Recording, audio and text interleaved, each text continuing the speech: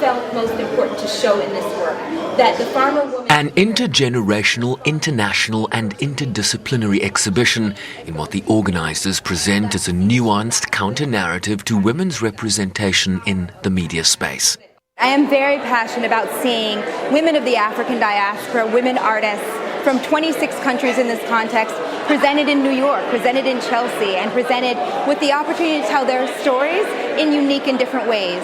We have 26 artists who range from South Africa to Zimbabwe to Kenya to Cote d'Ivoire to the Democratic Republic of Congo and to the US and the UK. And it's exciting to see that we're working across mediums. We've got painting, we've got photography, we've got installation, we've got textile, we've got film. So we're really seeing a broad spectrum of the ways in which these women are working. Many of them have had major museum exhibitions and gallery shows, but then some have not. The show includes contributions by some notable South African artists, including Dr. Esther Mahlangu, whose iconic traditional Ndebele design is recognizable around the globe.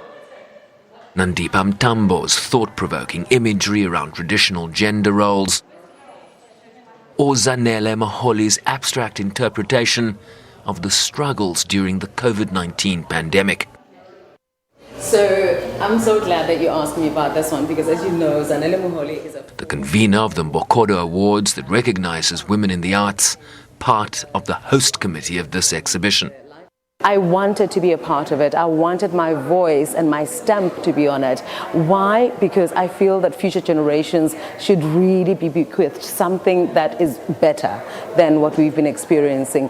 COVID has really shone the light on the plight of artists, but particularly black female artists.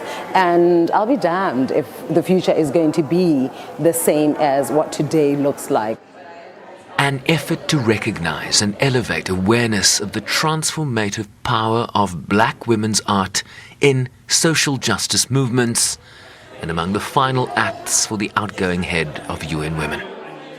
We see the intersectionality between race and gender, the money we are going to get out of selling these pictures, giving some to the women painters and some to the program, is to establish a program of women who are from the global south, black women from the global south, who will learn by sharing experiences of the work that they do.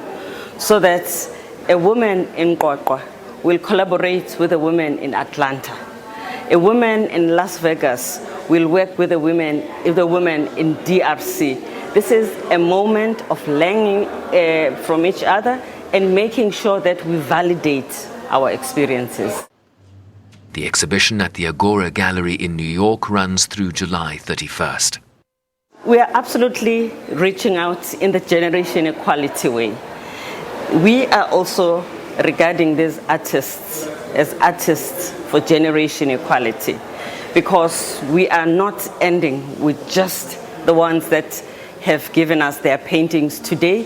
Through them, we're giving a shout out to artists of all types to say this is the time that art must tell the story of women, must also be a way of bringing inside those who have not been able to take part in the struggle for gender equality.